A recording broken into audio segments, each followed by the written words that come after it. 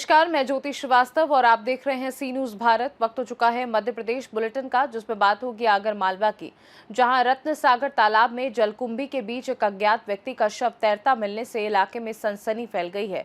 साथ ही बात होगी छतरपुर की, जहां पुलिस ने अवैध हथियार निर्माण के खिलाफ बड़ी कार्यवाही करते हुए ग्राम काटी के पास संचालित एक अवैध कट्टा बनाने की फैक्ट्री का भांडाफोड़ किया है।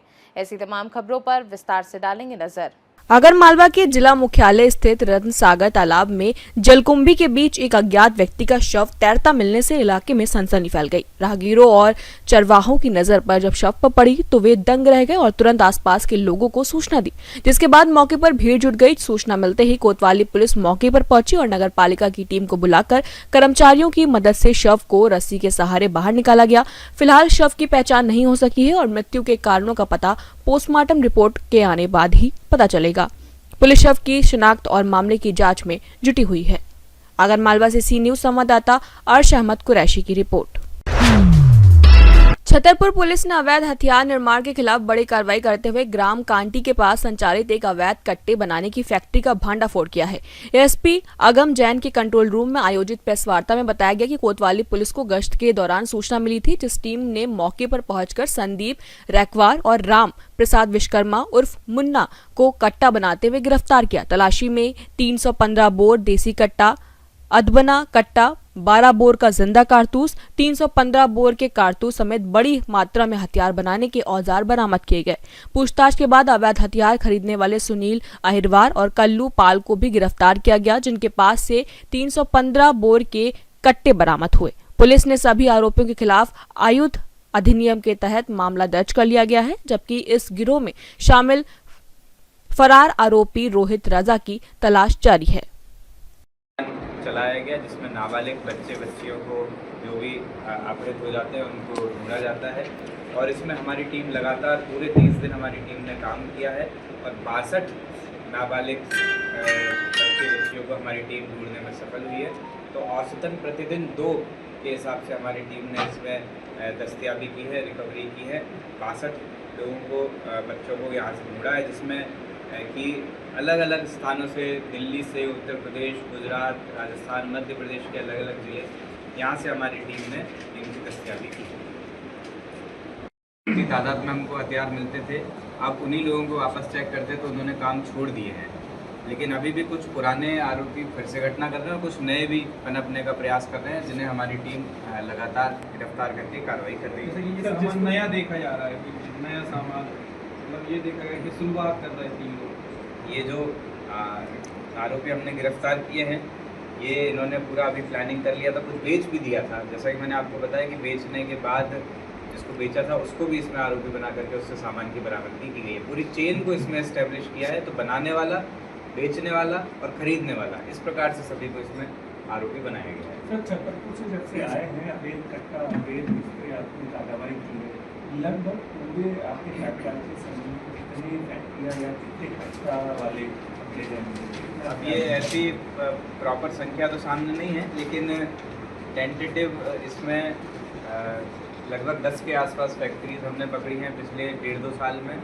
और हथियारों की यदि हम बात करें तो लगभग 400-500 के आसपास का आंकड़ा होगा, जिसमें हमने हथियारों को बरामद किया। इसमें आम जनता की भी बहुत महत्वपूर्ण भूमिका रही। उनके द्वारा गोपनीय तरीके से सूचनाएं दी गई, सोशल मीडिया पर कहीं पर किसी ने कोई जानकारी शेयर की है तो उसके बारे में भी अवगत कराया और उसके आधार पर हमारी टीम ने कार्रवाई की है। इससे आम लोगों को संतोषजनक इससे आप क्या मानते हैं? हमारी टीम का लगातार यही उद्देश्य है कि हम बेहतर काम करते जाएं और जो भी अवैध गतिविधियां हैं उस पर सख्त से सख्त तरीके से हम कार्रवाई करें। हथियार निर्माण करने वाली फैक्ट्रियों के विरुद्ध कार्रवाई लगातार जारी है। पिछले दिनों भी कोतवाली पुलिस के द्वारा एक कार्रवाई की गई थी और आज पुनः हमारी टीम के द्वारा अवैध हथियार फैक्ट्री का खुलासा हुआ है, जिसमें उस की पूरी चेन को भी हमने पकड़ने की कोशिश की है। और उसमें फैक्ट्री में कट्टा, हथियार बनाने वाले निर्माता, विक्रेता और क्रेता, इस सहित 4 आरोपियों को आरोपी बनाया गया है। इसमें मुख्य जो 2 आरोपी हैं, संदीप रैकवार जो कि तिलनिया महाराजपुर थाना क्षेत्र का रहने वाला है और राम प्रसाद विश्वकर्मा जो कि मऊ सानिया नौगांव थाना क्षेत्र का रहने वाला है, इनको गिरफ्तार किया गया है। और इनके पास से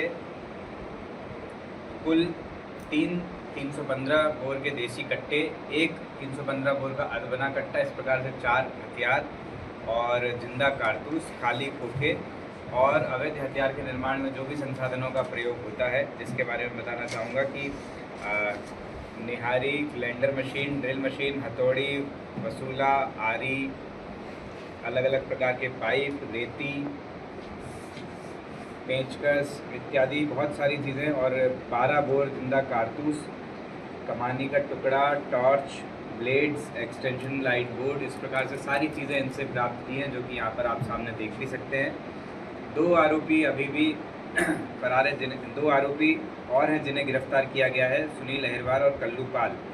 इनके पास से भी हथियार मिले हैं और इसके बाद अन्य एक फरार आरोपी है रोहित राजा, इसकी अभी तलाशी ली जा रही है। इस प्रकार से कुल 4 आरोपियों को गिरफ्तार किया गया है और इस पूरी लिंक पर हमारी टीम अभी भी काम कर रही है। एक आरोपी फरार है, लेकिन इसमें और भी नाम सामने आएंगे तो उनकी गिरफ्तारी की जाएगी। हथियारों के विरुद्ध लगातार कार्रवाई जारी है।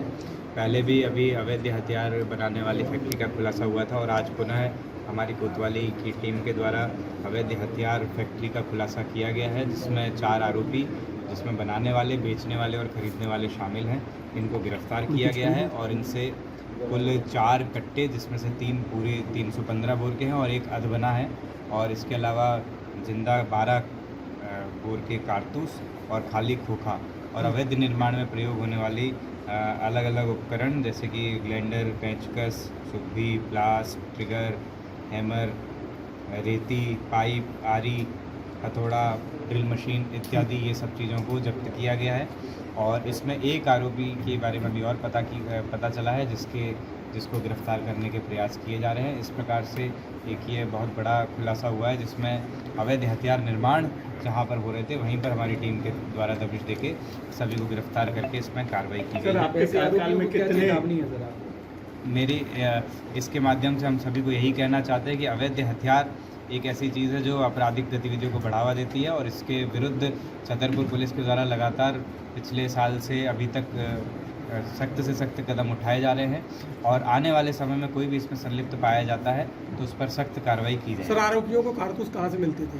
इसके बारे में पूरा विस्तार से जैसा मैंने आपको बताया कि निर्माण भी करते थे, अलग जगह से बारूद लेकर के आते थे और भी इसमें डिटेल्स में पूछताछ की जाएगी। टीम को भी सम्मानित किया जाएगा? निश्चित ही इसमें जो हमारी टीम है, एडिशनल एसपी, सीएसपी, थाना प्रभारी।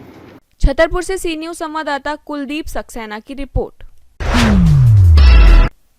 पन्ना जिले के ब्रजपुर थाना क्षेत्र के ग्राम अहिरगवा में दहेज के लालच में एक दामाद ने अपनी सास की बेरहमी से हत्या कर दी। आरोपी संदीप विश्वास, जिसकी शादी 1 वर्ष पूर्व हुई थी, लगातार मोटरसाइकिल व स्मार्टफोन की मांग को लेकर अपनी गर्भवती पत्नी को प्रताड़ित कर रहा था। विवाद के बाद शराब के नशे में धुत होकर पहुंचे आरोपी ने रसोई में खाना बना रही अपनी सास सीता राय के सिर पर लकड़ी के बैट से ताबड़तोड़ वार किया, जिससे उनकी मौके पर ही मौत हो गई। हमले के दौरान उसने अपनी गर्भवती पत्नी को भी धक्का देकर गिरा दिया और अंधेरे का फायदा उठाकर फरार हो गया। सूचना मिलते ही थाना प्रभारी शक्ति प्रकाश पांडे ने पुलिस बल के साथ मौके पर पहुंचकर शव को पोस्टमार्टम के लिए भेजा और परिजनों की शिकायत पर मामला दर्ज कर फरार आरोपी की सरगर्मी से तलाश शुरू कर दी है। सर, मेरे भतीजी को शादी किए थे उसरार के बगल में, सतना जिला में है वो, गोड़ा गांव में, और बच्ची को शादी किया था पिछले साल इसी महीना का 23 तारीख में। वो बच्ची को 3-4 महीना से बहुत तेज़ परेशान कर रहा था। परेशान करने के बाद दहेज के लिए गाड़ी मांग रहा था, मोबाइल मांग रहा था और हम लोगों ने दे नहीं पाया। तो परसों बृहस्पति को बच्ची को हमारे यहाँ छोड़ के गए। छोड़ के जाने के बाद फिर रात को आके धमकी दे रहा था और लेने को आ गया। फिर हम लोगों ने पानी गिर रहा था, नहीं दिया। फिर कल सुबह आए, सुबह आने के बाद धमकी दिया। फिर फ़ोन से भी धमकी दे रहा था। फिर कल शाम को आके अचानक आया और जैसा कुछ हुआ हो बच्ची से बात किया। बात करने के बाद सीधा गया तो उसका मम्मी को बहुत तेज़ मारा, सारा टूट गया है और वहीं इस पढ़ाई में ख़त्म हो गया। कौन ने की ये घटना? ये हमारे दामाद है, संदीप नाम से है और उनके साथ उनके जीजा था साथ में। तो ये विवाद कब से चालू हुआ था? आज से 4-5 महीने पहले से। बेटी को परेशान? हाँ, बेटी को परेशान कर रहा था। उसका माँ बाप ये लोग सभी परेशान कर रहा था। तो किसको मार दिया? हमारे भाभी को, मतलब उनके दामाद, मतलब सास को। क्या नाम है आपका? संजय राय। उतार दिया है क्या मामला था? कुछ दहेज की बात भी सामने आ रही है परिजनों का आरोप है। ये कल रात की घटना है 1 मई की। इसमें ग्राम उड़की थाना बृजपुर में जो है 45 वर्षीय महिला का उसके ही दामाद के द्वारा लाठी से मार के हत्या की गई है, जिसपे से मर्ग और प्रकरण पंजीबद्ध किया गया है। बॉडी का पोस्टमार्टम करा दिया गया है। आरोपी की तलाश की जा रही है। कुछ दहेज की मांग को लेकर विवाद हुआ था कुछ। चूँकि अभी कल ही इसमें मुकदमा दर्ज हुआ है, अभी पीड़ित पक्ष के सभी के कथन नहीं हुए। जैसे कथन होते हैं और यदि यह तथ्य भी आता है तो इसको भी विवेचना में लिया जाएगा। पन्ना से सी न्यूज संवाददाता रीना सोनी की रिपोर्ट। पन्ना जिले के पवई क्षेत्र के पास स्थित ग्राम मोहंद्रा में नागौरी महाराज धाम पर भव्य धार्मिक आयोजन के तहत सामूहिक रूप से श्रीमद् भागवत कथा पुराण का आयोजन किया गया और श्री हरि सीताराम जानकी जी की विविध प्राण प्रतिष्ठा संपन्न हुई। इस आयोजन में चौरसिया समाज के अरुण कुमार चौरसिया का विशेष योगदान रहा। वहीं अन्य समाजों के लोगों ने भी सामूहिक रूप से धनराशि एकत्र कर मंदिर निर्माण में सहयोग दिया। नागदेव महाराज के प्राचीन स्थल पर नवनिर्मित मंदिर में स्थापित भगवान की मूर्तियों के उपलक्ष्य में आयोजित 7 दिवसीय भागवत कथा में परम पूज्य महामंडलेश्वर स्वामी आत्मानंद गिरी जी महाराज ने श्रद्धालुओं को कथा का रसपान कराया, जिसे सुनकर श्रद्धालु भाव विभोर हो उठे। पूरे आयोजन के दौरान माहौल भक्ति में बना रहा और अंत में विशाल भंडारे का आयोजन किया गया, जिसमें बड़ी संख्या में श्रद्धालुओं ने प्रसाद ग्रहण किया। जहाँ पर बैठे हैं ये तपोभूमि है, ये साधारण भूमि नहीं है। नागौरी महाराज की तपोभूमि है और हम सब लोग तपोभूमियों को जागृत करने का काम करते हैं। जैसे किसी भी सोने में, चांदी में, हीरे में, मोती में, पन्ना में, जवाहरात में मिट्टी की चादर चढ़ जाए, पानी के द्वारा उसमें काई लग जाए तो संत उसकी सफाई करता है ताकि पुनः उसमें निखार आ जाए और पुनः वो वस्तु चमकने लगे। ऐसे ये हमारे सनातन मान बिंदु हैं, ये हमारे सनातन चिन्ह हैं। हम लोग इनको ऊर्जा के द्वारा और ज़्यादा समाज से जोड़ने का प्रयास करते हैं। इसी तारतम्य में मोहंद्रा की पुण्य धरा पर नागौरी धाम का भव्य, दिव्य और नव्य निर्माण हुआ है, जो भगवान श्री रामलला की प्राण प्रतिष्ठा हुई। इसके लिए अरुण चौरसिया एवं उनकी मित्र मंडली और गांव के लोगों ने बढ़ चढ़ के हिस्सा लिया। हजारों लोगों ने श्री राम कथा का रसपान किया, जो कि हम सनातन धर्मावलंबियों का उद्देश्य है। सर्वे भवन्तु सुखिनः, सर्वे सन्तु निरामयाः, सर्वे भद्राणि पश्यन्ति, मा कश्चित् दुर्भाग् भवेत्। क्योंकि हमने कभी नहीं कहा है कि हम अपनों को चाहते हैं, हम तो कहते हैं हम संपूर्ण सृष्टि को चाहते हैं। पर जो हमारा दूसरा पक्ष रहता है विश्व में कटे फटे लोग, वो कहते हैं हम केवल अपने इस्लाम को मानते हैं। तो हमारे यहाँ तो किसी पंथ धर्म की जगह नहीं है, हम तो मानवता के उपासक हैं। हम तो कहते हैं हिंदुस्तान ने विश्व में जितने कटे फटे लोग सब आवें और हमारे श्री राम जी के चरणों में बैठे। हम सबको कलावा बांध कर तिलक लगा करके सच्चा भारतीय, सच्चा नागरिक और सच्चा सनातनी बनाने का प्रयास कर रहे हैं। भारत माता की जय। पवई से सी न्यूज संवाददाता सुरेश कुमार द्विवेदी की रिपोर्ट।